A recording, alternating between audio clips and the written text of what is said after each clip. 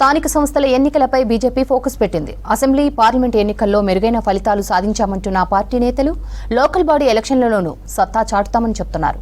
గ్రామీణ ప్రాంతాల్లో పార్టీని బలోపేతం చేసేందుకు ఎమ్మెల్యేలు, ఎంపీలు, సీనియర్ నేతలు రంగంలోకి దిగుతున్నారు.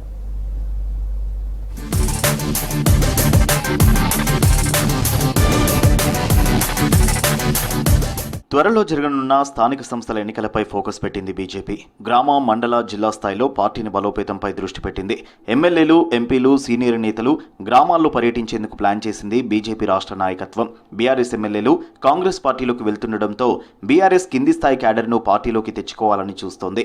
ఇదే విషయంపై ఎమ్మెల్యేలు, ఎంపీలకు బీజేపీ హైకమాండ్ ఆదేశాలు జారీ చేసినట్టు సమాచారం.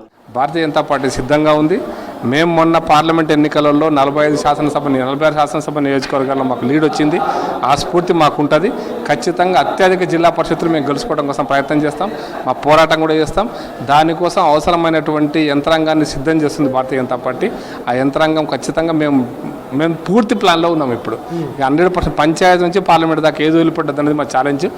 అమిత్ షా గారి యొక్క స్ఫూర్తి, అమిత్ షా గారి యొక్క డైరెక్షన్ అది కూడా. మొన్నటి అసెంబ్లీ ఎన్నికల్లో 14% ఓట్లతో 8 సీట్లు గెలుచుకుంది బీజేపీ. 2018 ముందస్తు ఎన్నికల్లో 7% ఓట్లు వచ్చాయి. 5 ఏళ్లలో ఓట్ల శాతాన్ని డబుల్ చేసుకోగలిగింది బీజేపీ. 100% పర్ఫార్మెన్స్ ఉందంటున్నారు బీజేపీ నేతలు. పార్లమెంట్ ఎన్నికల్లో 35% ఓట్లతో 8 ఎంపీ సీట్లను సొంతం చేసుకుంది కాషాయ పార్టీ. గత లోక్సభ ఎన్నికల్లో 20% ఓట్లతో 4 ఎంపీ స్థానాలు గెలుచుకుంది. ఎంపీ ఎన్నికల్లోనూ పర్ఫార్మెన్స్ రెట్టింపు అయిందంటున్నారు బీజేపీ నేతలు. ఇదే దూకుడు లోకల్ బాడీ ఎన్నికల్లోనూ కొనసాగించాలని చూస్తోంది బీజేపీ.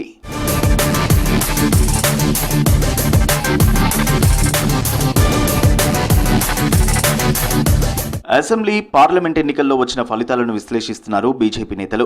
ఏ గ్రామ పంచాయతీలలో తమకు ఎక్కువగా ఓట్లు వచ్చాయని అనాలిసిస్ చేస్తున్నారు. బీజేపీ స్టేట్ ఆఫీస్లో state organizing general secretary Chandrashekar Tiwari సమీక్షలు నిర్వహిస్తున్నారు. అసెంబ్లీ, ఎంపీ ఎన్నికల్లో బీజేపీతో పాటు కాంగ్రెస్, బీఆర్ఎస్ కు వచ్చిన ఓట్ల శాతంపై ఆరా తీస్తున్నారు. పార్టీ ఎక్కడ బలంగా ఉంది, ఎక్కడ బలహీనంగా ఉందో వివరాలు తెలుసుకుంటున్నారు.